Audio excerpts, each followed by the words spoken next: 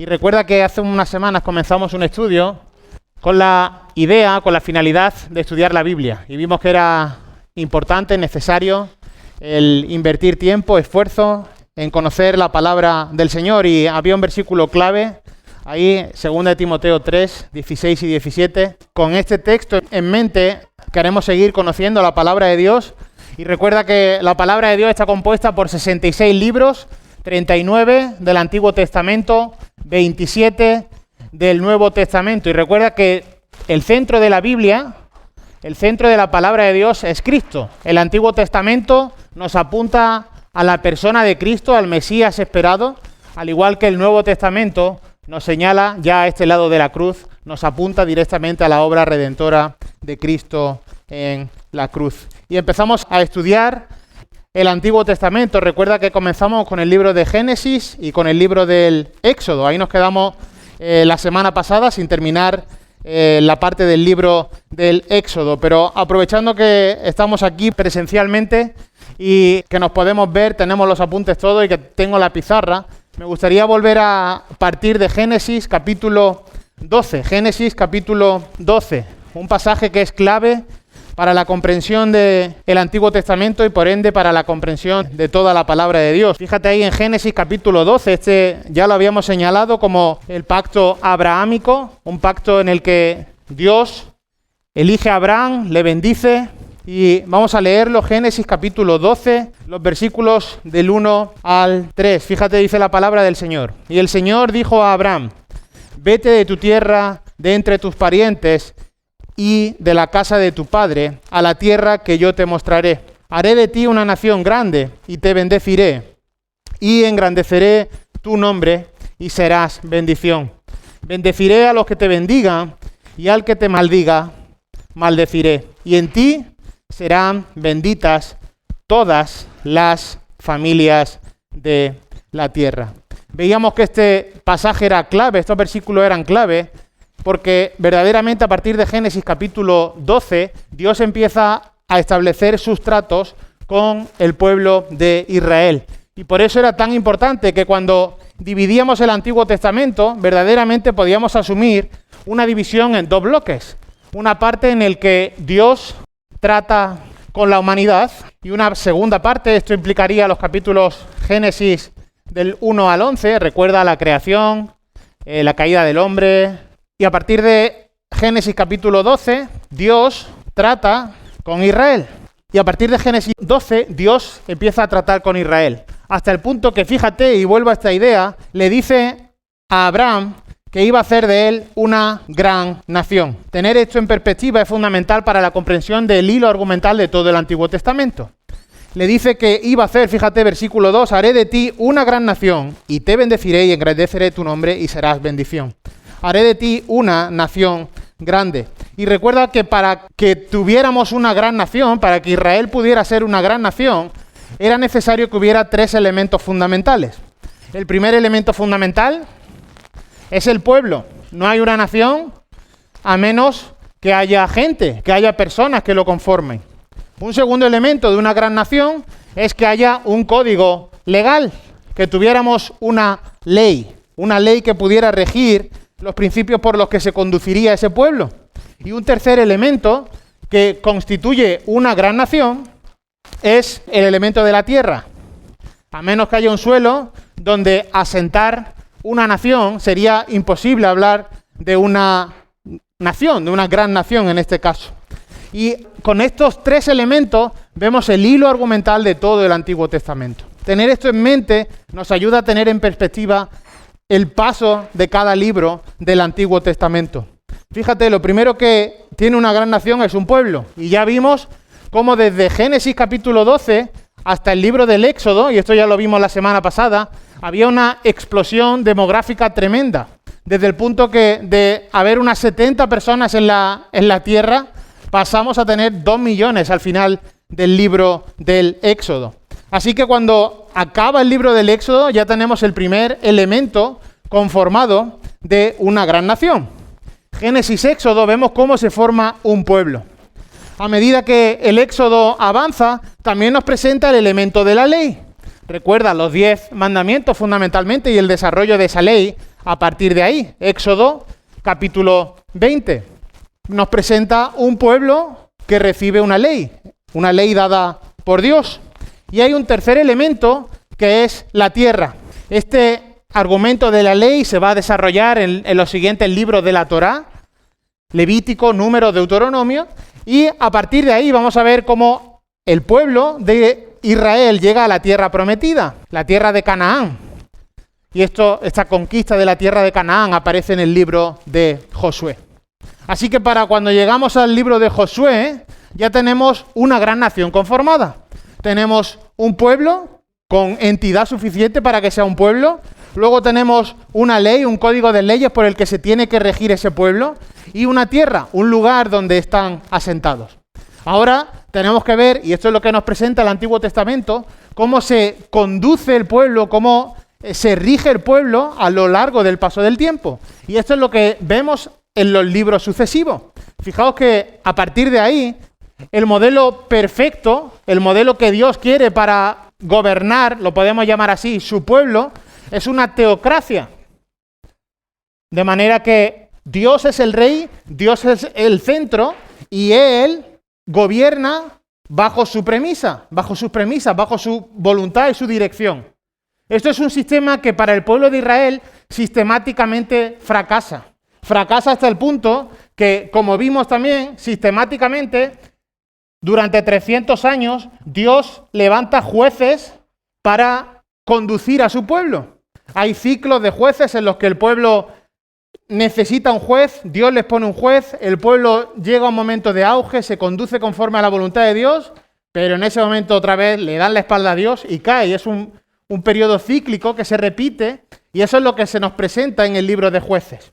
No contento Israel, dice, bueno, no queremos teocracia, no nos valen los jueces, queremos un rey humano, queremos un reino humano.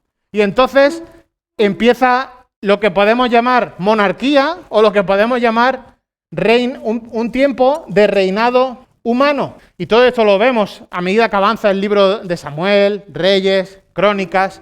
Un reino, un periodo de tiempo en el que la nación está gobernada bajo reyes humanos y que podemos a su vez dividir en dos grandes grupos. Un periodo en el que el reino está unido, que termina ese periodo de tiempo con el rey Salomón, para abrir otro periodo de tiempo en el que el reino queda dividido. De tal manera que, y esto te puede sonar, se queda ahí el reino del norte, el reino del sur. En definitiva, una cantidad de trasiego del pueblo de Israel para arriba, para abajo, para arriba, para abajo, hasta el punto en el que podemos decir que hay un desasosiego tremendo, un fracaso en la forma de estar el pueblo de Israel, y Dios restaura eso. Es lo que podemos llamar como el periodo de restauración, que fundamentalmente nos presentan el libro de Esdras y el libro de Nehemías. Es importante tener esta panorámica en mente, porque yo personalmente, antes de estudiar el Antiguo Testamento, estaba muy perdido, ¿no? Y veía libros ahí que pasaba a veces que digo, bueno, ¿y este libro qué? Bueno, cuando se ve dentro del contexto, dentro del hilo argumental, dentro de la progresión de Dios tratando con el pueblo de Israel, nos da una panorámica mucho mayor y nos permite una comprensión real del texto, de la Escritura. El texto en su contexto. Solo esto a modo introductorio, y recuerda que estábamos estudiando el libro del Éxodo. Ya vimos el Génesis, vimos brevemente la creación, la caída del hombre, el diluvio, la torre de Babel, y ahora estamos ya estudiando el libro del Éxodo. Recuerda que el libro del Éxodo es el segundo libro de la Torá, lo que llamábamos el libro como partida, salida. Recuerda que fundamentalmente lo que nos cuenta es la liberación del pueblo de Israel, esclavo en Egipto. Y era un libro fundamental porque en él veíamos la aplicación directa de la redención, de la liberación, y tenía un verdadero, como terminábamos la semana pasada, un verdadero impacto a la hora de comprender también nuestra remisión, nuestro perdón de pecados. Si tienes ya tus apuntes, estamos en la página donde pone Éxodo, recuerda, el autor era Moisés. El título que le dábamos en el hebreo eran nombres, y esto era un título que le venía conferido por la idea de la primera palabra que aparece en el libro, igual que el Génesis principio, ¿verdad? En el manuscrito original. Y ya la Septuaginta lo llamaba Éxodo, salida, partida. Veíamos que tenía dos temas principales, la redención y la liberación, y que el propósito de este libro era el Dios creador, el Dios de los patriarcas, redime a los hijos de Israel de la esclavitud en Egipto y hace un pacto con ellos en Sinaí. Vimos el bosquejo y a grandes rasgos, recuerda que lo dividíamos en tres partes fundamentales en función de la situación del pueblo de Israel. Una primera parte, los capítulos 1 al 13, Israel en Egipto. Veíamos esa explosión demográfica, el periodo de la esclavitud. Y ahí en el punto 1.3, recuerda que si tomaste nota en casa, hablaba de Moisés como libertador. Bueno, verdaderamente es una expresión que no está completa y que ciertamente podemos estar poniendo un énfasis en la persona de Moisés. Verdaderamente lo podríamos llamar así. Dios libera al pueblo de Israel por medio de Moisés.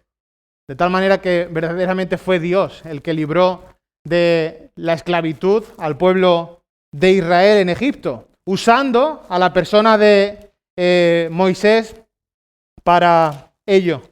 Y recuerda que lo veíamos la semana pasada, el pueblo de Israel en Egipto estaba sumamente hastiado por el gobierno egipcio hasta el punto que llegan a clamar al Señor por la liberación y Dios escucha ese clamor y los libera. Y para ello elige a Moisés para llevar a cabo esa liberación. Ya la segunda parte de nuestro bosquejo veíamos el tiempo de Israel en el desierto, esa salida de Egipto, ese paso del Mar Rojo y un tiempo de viaje y murmuración en el que, el pueblo sistemáticamente andaba quejándose, a pesar de haber visto muy poco antes la mano de Dios sobre ellos, en ese acto poderoso en el que el Señor permite el paso de su pueblo por medio del Mar Rojo. Y una tercera parte, Israel ya en el Sinaí, vimos el establecimiento del campamento en Sinaí, la ley, el tabernáculo y la idolatría. Es importante tener en mente que desde que abrimos el Éxodo vemos una explosión demográfica, estamos cumpliendo ese primer principio para una gran nación y un pueblo está clamando a Dios desesperadamente. Un pueblo está clamando a Dios por su liberación, Dios escucha ese clamor y usa a Moisés para liberarles. Y a lo largo del libro del Éxodo vemos cómo Dios demuestra su poder, lo hace por medio de las plagas, lo hace por medio de la división del Mar Rojo y poco después, ya en a partir de Éxodo capítulo 19, le entrega la ley allí en el Sinaí. Y a partir de ahí empezamos a ver cómo ese proceso de la ley también se cumple de una gran nación, de tal manera que la última parte del libro de Éxodo lo que nos explica es las leyes, los detalles de la teocracia, cómo Jehová era el rey, cómo el arca era el trono y cómo el tabernáculo iba a ser la capital. Entiendo que en líneas generales todos estamos ubicados y con esto pasábamos al punto 3, temas claves, y ahí fue donde nos quedamos la semana pasada en casa por Zoom. Nos quedamos en el punto 4, vimos que algunos de los temas claves eran los pactos, el pacto abrahámico, el sinaítico, recuerda, vamos a ir ahí, Éxodo capítulo 19. Ya el pacto abrahámico quedaba ratificado, recuerda cómo Dios se acordaba del pacto que había hecho con Abraham, y es importante que podamos volver a Éxodo capítulo 19 para ver este pacto sinaítico, mosaico o israelítico. Fíjate lo que dice Éxodo capítulo 19, versículo 5. Ahora pues, si en verdad escucháis mi voz y guardáis mi pacto, seréis mi especial tesoro entre todos los pueblos, porque mía es toda la tierra. Y vosotros seréis para mí un reino de sacerdotes y una nación santa. Estas son las palabras que dirás a los hijos de Israel. Recuerda que toda la parte desde Génesis capítulo 12 hasta Génesis capítulo 50, vemos el desarrollo de los tratos de Dios con la nación de Israel, centrándose fundamentalmente en 4 patriarcas: Abraham, Isaac, Jacob y José. Y el libro de Éxodo apunta hacia esta idea. Vimos Jehová, el nombre de Jehová, recuerda, yo soy el que soy. Vimos el conocimiento de Jehová y vimos el temor de Jehová. Y nos quedamos ahí en esa parte de redención y liberación. Y leímos algunos versículos al respecto. Y era fundamental tener en mente que cuando vemos la redención de Israel en Egipto, cuando vemos la liberación de Israel en Egipto, mantener una perspectiva, una mirada a este lado de la cruz. Otro tema clave, otro tema fundamental en el libro del Éxodo es la santidad. Verdaderamente es un tema clave a lo largo de toda la Escritura, a lo largo de todo el Antiguo Testamento, pero también en este libro del Éxodo. Fíjate, vamos a leer algunos textos que nos señalan, que nos apuntan directamente a la santidad de Dios. Éxodo capítulo 3, versículo 5. Recuerda la escena, podemos leer desde el versículo 1, y Moisés apacentaba el rebaño de Jetro su suegro, versículo 2, y se le apareció el ángel del Señor en una llama de fuego en medio de una zarza, y Moisés miró, y he aquí la zarza ardía en fuego, y la zarza no se consumía. Entonces dijo Moisés: me acercaré ahora para ver esa maravilla, ¿por qué la zarza no se quema? Cuando el Señor vio que él se acercaba para mirar, Dios lo llamó de en medio de la zarza, y dijo: Moisés, Moisés. Y él respondió: heme aquí.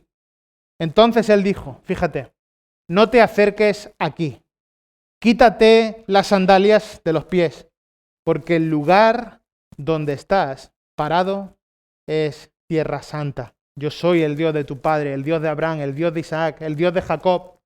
Entonces Moisés cubrió su rostro porque tenía temor de mirar a Dios. Un poco más adelante, Éxodo capítulo 12 y versículo 16. Y en el primer día tendréis una santa convocación y otra santa convocación en el 7º día. Ningún trabajo se hará en ellos, excepto lo que cada uno deba comer. Solo esto podréis hacer. Un poco más adelante, Éxodo capítulo 31, versículo 10. Asimismo, las vestiduras tejidas, las vestiduras sagradas para el sacerdote Aarón y las vestiduras de sus hijos para ministrar como sacerdotes. Versículo 11. También el aceite de la unción, el incienso aromático para el lugar santo. Los harán conforme a todo lo que te he mandado. La idea de la santidad de Dios aparece a lo largo de todo el libro del Éxodo. Se presenta un Dios santo, un Dios cuya santidad se ve desde el principio hasta el fin, y a medida que avanzamos en todos los libros del Antiguo Testamento, vamos a ver esta realidad. Una realidad que es fundamental para nosotros hoy en día, de manera que no podemos presentar un evangelio genuino, un evangelio real, si no partimos de la premisa de que hay un Dios santo, completamente santo, y un hombre completamente pecador. Otro tema clave es la idea de el sábado, ¿verdad? Éxodo capítulo 16, versículo 23. Él le respondió: esto es lo que ha dicho el Señor. Mañana es día de reposo consagrado al Señor. Coced lo que habíais de cocer y hervir lo que habíais de hervir, y todo lo que sobre guardadlo para mañana. A medida que avanza el libro, en las demás referencias que tenéis ahí aparece la idea del sábado. Otro tema es la Pascua, los panes sin levadura. Y hay un tema que es fundamental y vamos a pararnos por un momento. Punto 8, el decálogo. Ya estuvimos ahí de forma breve la semana pasada y me gustaría que pudiéramos centrarnos por un momento en esta idea del decálogo, los 10 mandamientos. Fíjate lo que dice Éxodo capítulo 20, a partir del versículo 3. Cuando terminemos de estudiar los 5 capítulos de la Torá, si el Señor lo permite, haremos una aplicación de estos mandamientos en comparativa a los actuales, digamos a los que son ratificados en el Nuevo Testamento. Dice el versículo 3 de Éxodo capítulo 20. No tendrás otros dioses delante de mí. No te harás ídolo, ni semejanza alguna de lo que está arriba en el cielo, ni abajo en la tierra, ni en las aguas debajo de la tierra. Versículo 7. No tomarás el nombre del Señor tu Dios en vano, porque el Señor no tendrá por inocente al que tome su nombre en vano. Versículo 8. Acuérdate del día de reposo para santificarlo. Versículo 12. Honra a tu padre y a tu madre, para que tus días sean prolongados en la tierra que el Señor tu Dios te da. Versículo 13. No matarás. 14. No cometerás adulterio. 15. No hurtarás. 16. No darás falso testimonio contra tu prójimo. Y versículo 17. La codicia. No codiciarás la casa de tu prójimo. No codiciarás la mujer de tu prójimo, ni su siervo, ni su sierva, ni su buey, ni su asno, ni nada que sea de tu prójimo. Aquí Dios les da el decálogo, les da la parte de la ley, la segunda parte que empezará a desarrollar a partir de este capítulo, de tal manera que el segundo elemento de una gran nación podía estar configurado. Y el siguiente punto que aparece ahí como tema clave, el punto 9, es el tabernáculo. El tabernáculo. Vamos a... sería difícil leer cada parte, pero si pudierais pasar un vistazo a partir del capítulo 25, una mirada superficial sobre estos capítulos, vemos cómo habla acerca del arca del testimonio, la mesa del pan de la presencia, todo, si vais avanzando, el velo, el altar del holocausto, el atrio del holocausto, algo que en una primera lectura puede resultar áspero de leer, un poco difícil de leer, pero verdaderamente lo que está dando son las directrices para el establecimiento de ese tabernáculo ahí en Sinaí, cómo se debía ofrendar, y además es algo que va a ser un tema recurrente a medida que avanza los 5 primeros libros de la Biblia y que se va extendiendo a lo largo de cada libro. Así que estos podríamos decir que son los temas clave, y podríamos añadir un décimo punto clave que no aparece ahí en vuestros apuntes y que ya lo veíamos también en el libro del Génesis, y es el poder de Dios. El poder de Dios. No podríamos dejar este tema fuera. Fundamentalmente hay dos partes o dos situaciones en las que se manifiesta el poder de Dios de una manera radical, podríamos decir. Una es el paso del Mar Rojo, que ya leímos la semana pasada, y otra es las plagas, ¿verdad? Sobre esto también se han hecho muchas películas. Nos viene a la mente cómo Dios usó esto previa a la liberación de su pueblo en Egipto. Y me gustaría que nos paráramos por un momento, hacer un recorrido rápido por estas plagas. Así que vamos a ir, si os parece, a Éxodo capítulo 7, porque verdaderamente es una manifestación sublime del poder de Dios. Aún hoy la gente sigue cuestionando, bueno, ¿cómo pudo ser esto? ¿Cómo es posible que esto pasara? Intentan dar explicaciones científicas, intentan dar explicaciones sobrenaturales, pero bueno, la realidad es que Dios usó su poder para mandar plagas sobre, en este caso sobre Egipto. Y fíjate lo que dice ahí en Éxodo capítulo 7 y versículo 20. Éxodo capítulo 7 y versículo 20. Esta es la primera plaga, recuerda la conversión en sangre. Así lo hicieron Moisés y Aarón, tal como el Señor les había ordenado.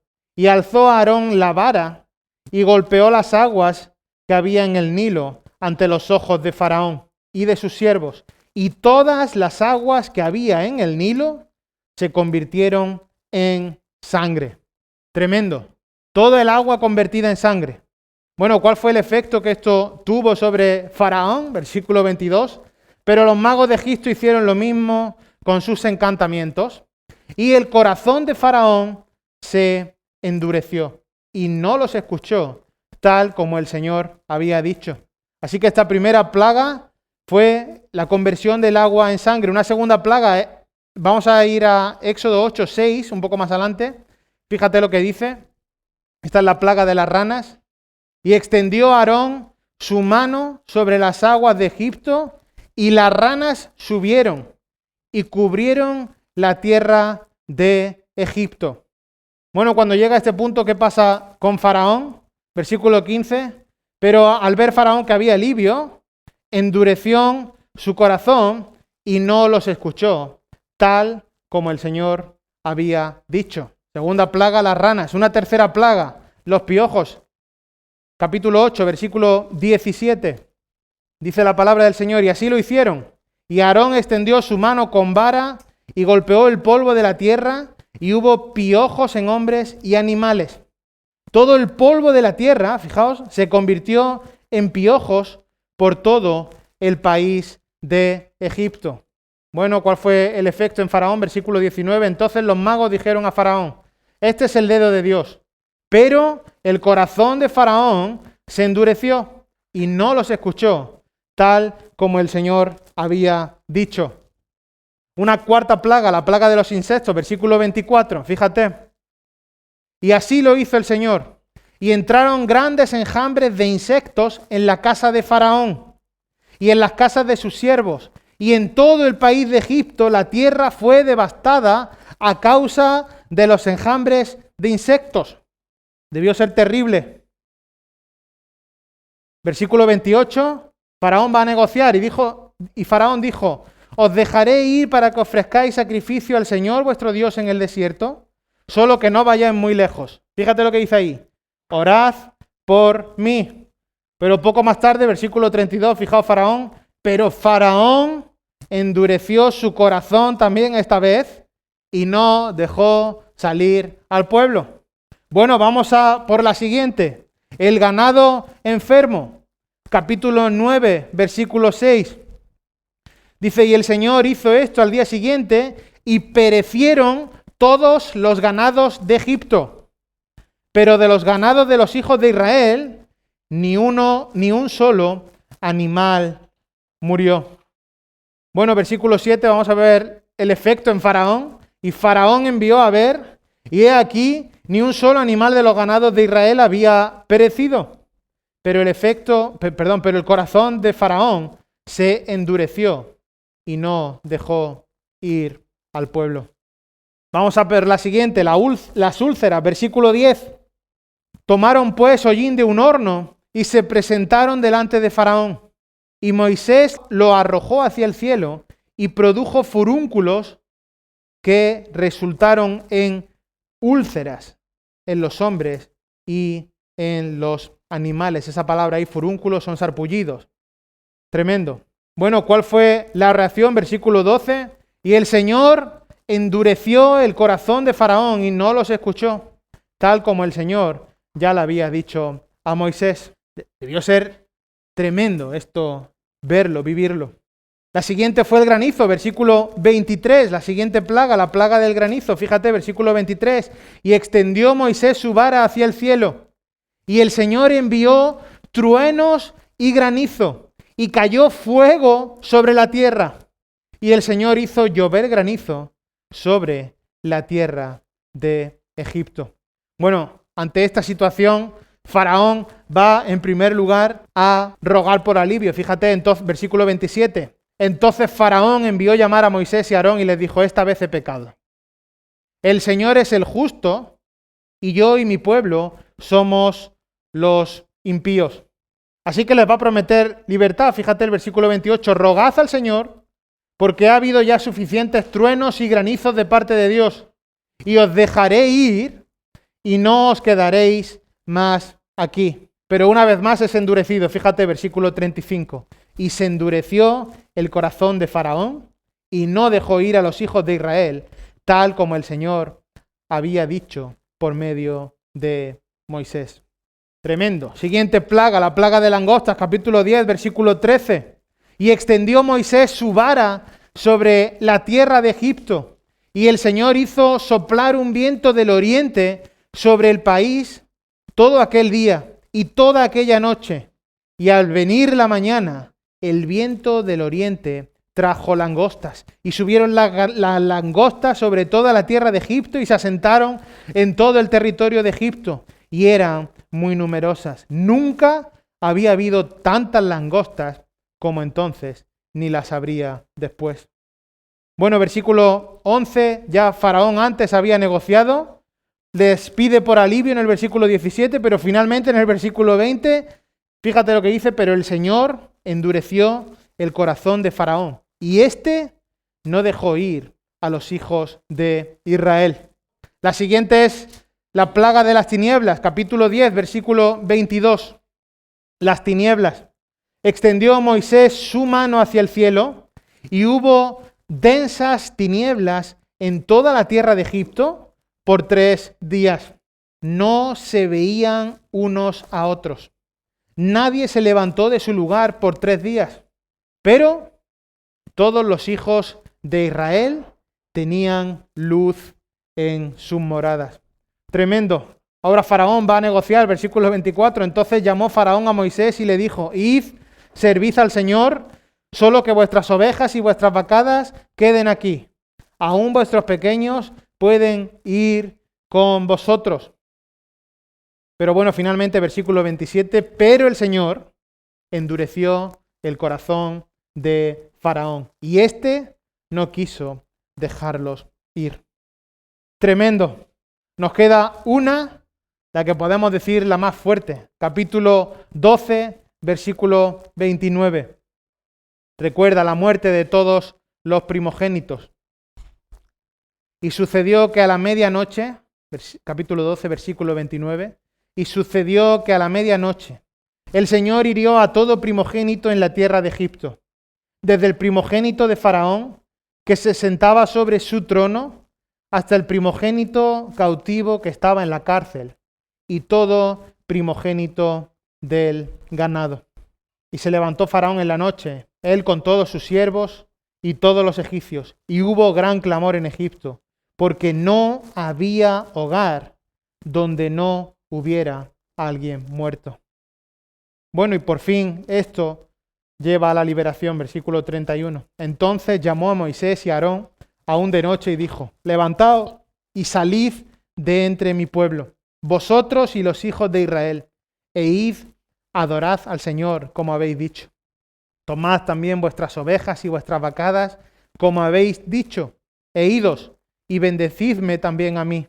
Y los egipcios apremiaban al pueblo, dándose prisa en echarlo de la tierra, porque decían: todos seremos muertos. Tremenda manifestación del poder de Dios. Y a medida que volvía a leer estos pasajes, pensaba cómo este pueblo, viendo lo que había visto, aún luego después el paso del Mar Rojo, podían seguir murmurando, conspirando y darle la espalda a Dios.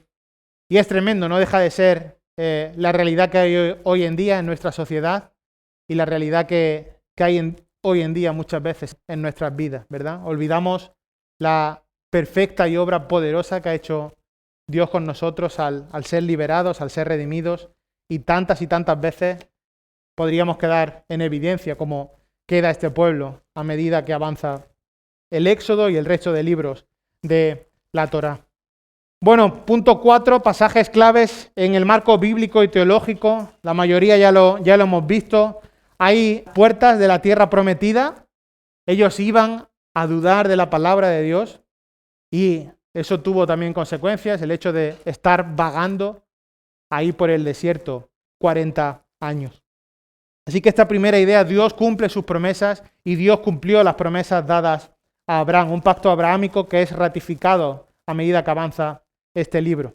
El segundo es la presencia de Dios. A lo largo de todo el libro del Éxodo vemos la presencia de Dios, hasta el punto que justo cuando van a salir, Dios les promete que van a tener una columna de nube, una columna de fuego, en la medida que iban a ver la presencia del Señor guiándoles su camino, guiándoles la salida.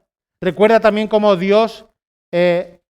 la presencia de Dios se ve ahí en una zarza. Hemos leído ese pasaje clave y verdaderamente el pueblo de Israel va a notar la presencia de Dios, hasta el punto que se establece el arca en el tabernáculo y va a ser una constante desde este libro del Éxodo en adelante.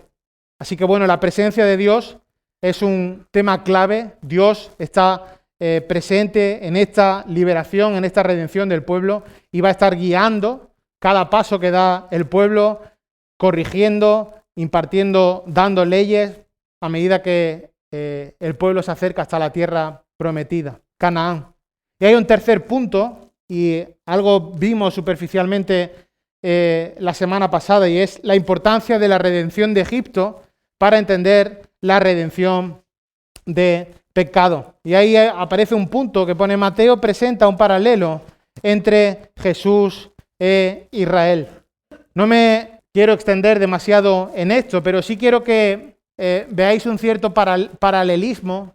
Podemos posteriormente, si os parece, dar estas notas que tengo aquí. Pero hay un paralelismo entre Jesús y entre Israel. Fíjate que Israel desciende de Egipto, y esto es para proteger a la simiente, y Jesús desciende de Egipto para proteger su vida. Fíjate, solo por dar un salto al libro de Mateo, al primero de los evangelios, Mateo capítulo 2, los versículos 13 al 15. Huida a Egipto. Fíjate que Israel, y esto se ve al final del libro de Génesis, desciende a Egipto hasta el punto que se pueda proteger la simiente, hasta el punto que se pueda llegar a cabo el cumplimiento de las promesas dadas a Abraham. Bueno, el libro de Mateo, el Evangelio, nos presenta que Jesús va a descender a Egipto para proteger su vida. Mateo capítulo 2, versículo 13.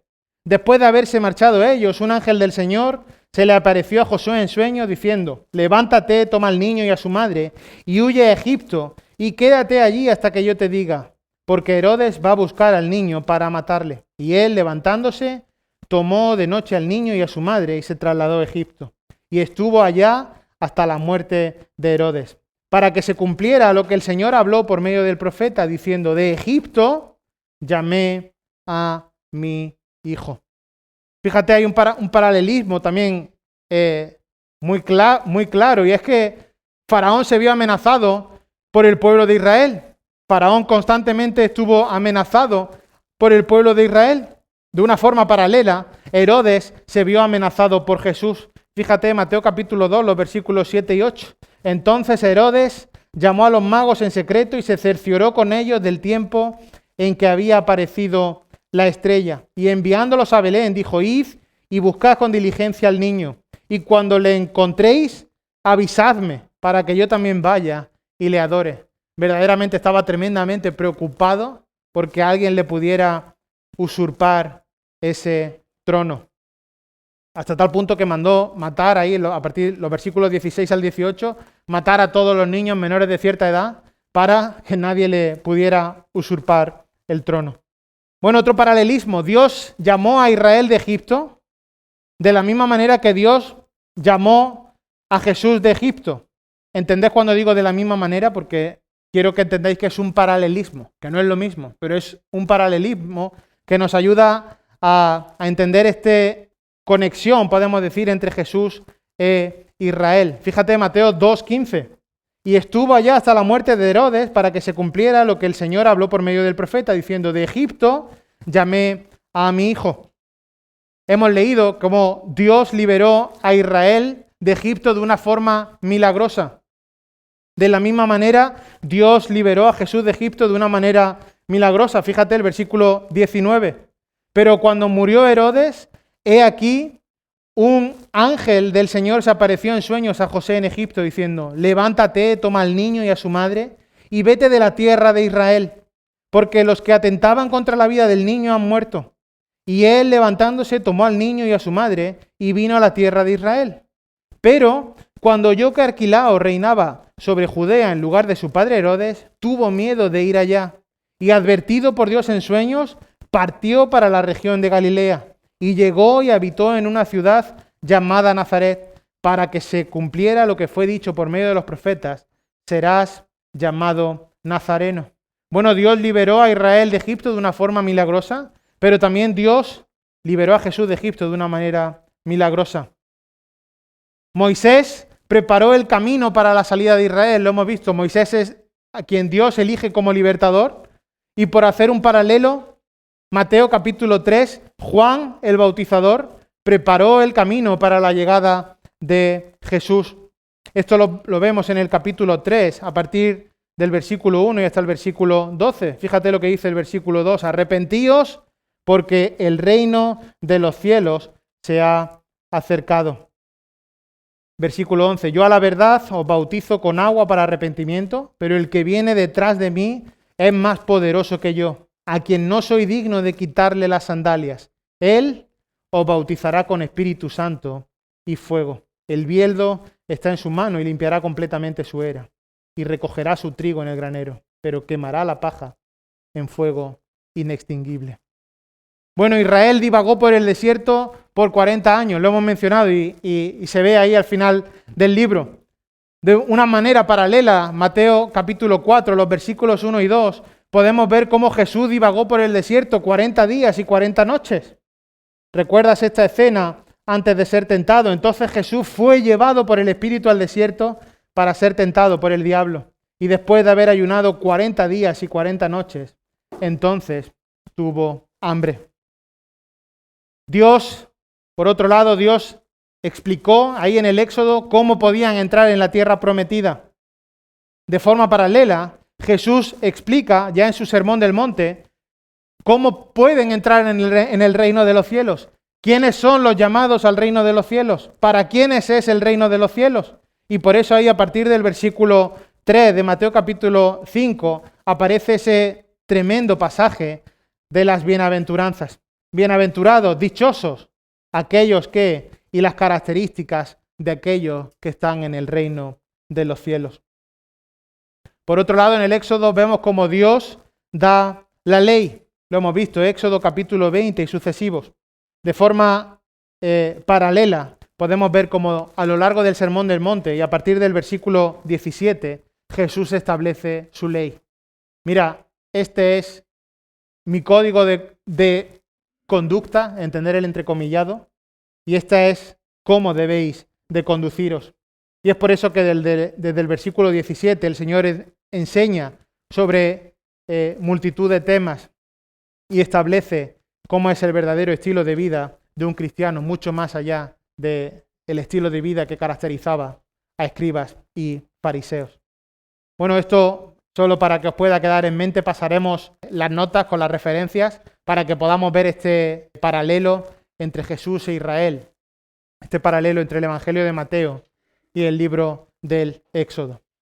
Como decía la semana pasada, es fundamental que mantengamos la perspectiva de nuestra redención, la perspectiva de nuestro perdón de pecados, a medida que vamos también al Antiguo Testamento, y ver cómo Dios liberó, cómo Dios redimió al pueblo de Egipto después de su clamor, es tremendamente importante para comprender la magnitud de la remisión también de nuestro pecado.